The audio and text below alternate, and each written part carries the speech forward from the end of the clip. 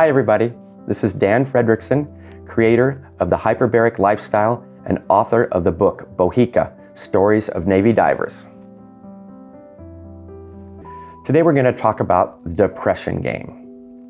What the heck is that? We're all playing it, you just don't know it. With all the negativity that's going around us all the time, sometimes I can't even figure out how we don't just jump off the cliff at the end of the day when we've had a bad day. I keep catching myself all the time with those negativity thoughts going around in my mind. I look at it like a hamster cage with the little negativity thing going around and around. And how do you get that out of your mind? The same old crap over and over again. Worry about money, relationships, health, a-hole that just cut you off in front of you while you were thinking about it. You know, all those kind of things. They worry you constantly and they just won't get out of your mind. Good things happen to you, but something negative pops up just for a second and it takes all those wonderful thoughts away. So, negative thoughts can fill your mind when you don't fill them with anything else.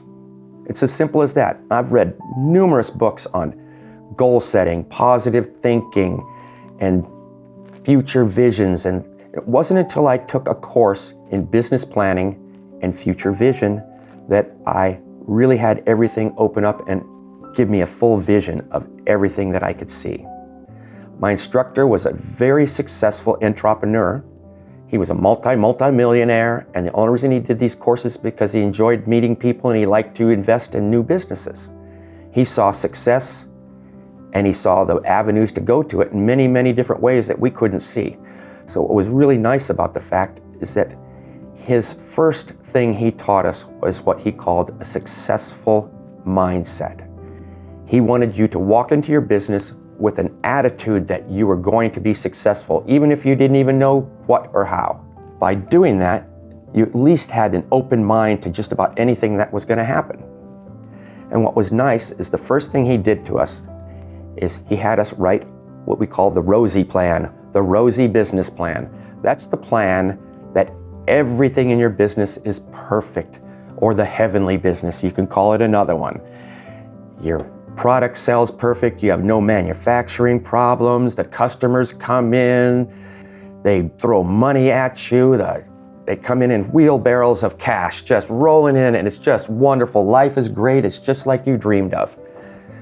Well, life isn't always that way. So what we did after we wrote that one up, he had us call on Murphy. Old Murphy's Law. That means everything that was supposed to be good was negative. If you were supposed to get supplies, they were late. If you were supposed to get parts, they didn't show up. If there was something going on, it just didn't happen. And how were you going to react to that? And how long could you react to that? That was the question. And you had to investigate all of those things of how you could try to get around. So it gave you, again, another creative thought of how to get over negativity. But the idea was to plan properly so that didn't happen. But so if we had our Murphy's plan and our Heavenly ROSI plan and they combined them together, what we had then was a realistic, fact-based reality plan. And we called that the Earth plan. That was the one where we walked on Earth and was where our business was going to be anyway. Everybody gets excited about their new plan. They look at all the good things that are happening, but reality check brings you down to earth. And that way you could see what possibly could happen or might happen, and you'll be prepared for it rather than shocked by it. Reality checks can take us from very happy to real crappy in an instant. Life is a game. Everything is a game, really. When you look at it that way, games have rules. I like to make everything into a game because I like to make my own rules. Usually when you get into a game, you have to follow somebody else's rules. But in this game, this is yourself. So you make your own rules. Don't let anybody else tell you your rules. But when you start to kind of go down, everything starts to unravel, and you're not holding it together, I have another game. I learned this from Tony Robbins quite a few years ago, and I have been using it for well over 20 years. This is called my morning questions. And when I do this, I sit down in the morning or whenever I really need this, and I ask myself these special questions. Question number 1, who do I love and who loves me? And how does that make me feel? I mean, even me just saying it right now, I could feel things in my eyes and throat because I just had all the people that I know and I love just feel it. They just sent it to me right now. And it made me feel wonderful right now. No matter how crappy I felt in my life, all I had to ever think of was who loved me and who I loved.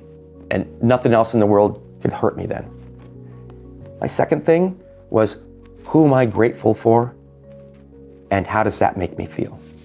And this gives me hope in humanity because these are the people that helped me when I needed it.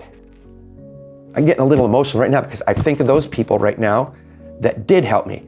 I had times in my life when things were hurting for me. And I was lucky enough to have either very good friends or some people that weren't as good friends just came out of the blue and offered help and helped me out at a time. And I've made it a mission in my life that when I see people and I'm able to, I always try to pay it forward.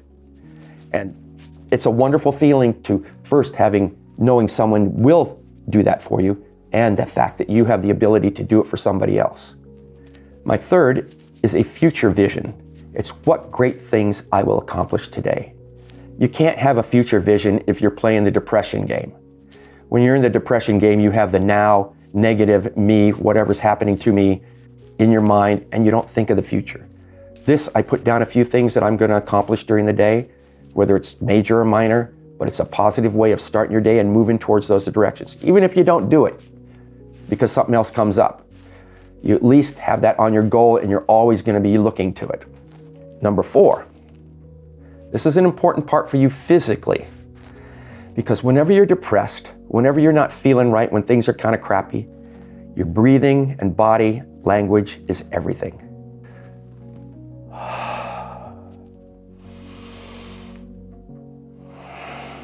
Big breaths through your mouth, through your nose, especially your nose though, and just relax. When you have depression, your body reacts. It's a chemical change. You might not even think about it. All of a sudden, you're down. It's a chemical and a physical reaction when your mind tells you you're depressed. And you don't even know it many times. People will walk up to you and go, "Hey, what's going on with you?" "Well, what do you mean?" You're sitting around like that. And everybody else could see it, but you don't get it. And you're playing the game and you don't even know it. So, breathing deeply and relaxing completely changes your whole mindset and body frame. And then you go over the first 3 questions again and you're back up there again. And the last question after you've gone through the 4 is, how am I thinking? That's your mindset. Am I looking to the forward, or am I still keep glancing back at that negativity, those things that are in the past that were really, really bothering you and that they're trying to climb in front of you and be the focal point of your mind? Don't let them do it. I leave little notes around in my car and different things, just the little sticky pads. It kind of looks stupid sometimes, but when I have things that I want to do and I want to accomplish and I'm trying to change in my life, I make reminders everywhere for me. And I don't use my electronics as much because I use them too much already, but I like the little notes where I walk in my room, it's sitting on my dresser. I go in the bathroom, it's sitting in there. And it makes it really nice to constantly remind me of the things that are good for me thinking, not the things that always want to. It's like in your garden, I want to grow beautiful flowers or vegetables. I don't want to have a bunch of weeds in there. Weeds will grow if you don't do anything. Take some time to grow some really good gardening stuff. So, and I found that going over this list every morning helped me feel a feeling of love and inner warmth to start off my day. The rest of the day could be crap, but I started off good and I know that the next day I'm going to start off good, so it's something to look forward to. So it's a good cycle to go through, and eventually the down and crappy times become less and less because you immediately catch them, end them, learn your lesson from them, and move on. I rarely get into situations to where I'm down for any period of time. It has to be seriously something bad that has happened. And I still kick myself out of it. But it's just the fact that I've learned and taught myself to do it. And I've also learned to be able to spot it and look at it. And I have friends that have been able to see it in me too. And they go, "Hey, what's going on?" When they say that, I know that they're looking at me in a way like, just usually I'm the smiley, happy guy that's always going, "Hey, how you doing? Let's go do stuff." If I'm not doing that, they know something's going on. So, and then they call me on it because they see something different in me. And by doing that, I learned for myself how to control it and try to end as much of that as possible. You know, when you're in a little hole there and you want to dig this out again, the first thing you do is you go over those questions again. Who loves me and who do I love and how does it make me feel? Who am I grateful to and how does it make me feel? What great things will I accomplish today, making this a wonderful life vision for your future? How am I breathing and am I relaxed? So that your body language and everything will fit that positive feeling. And last but not least, tying it all together, how am I thinking? Everything that's set on it too, it's a wonderful feeling when everything is in tune. Your thinking is correct, your thinking is straight, and life is good. Once again, this is Dan Fredrickson. And remember, the only change that you can control in your life is the change you do in yourself.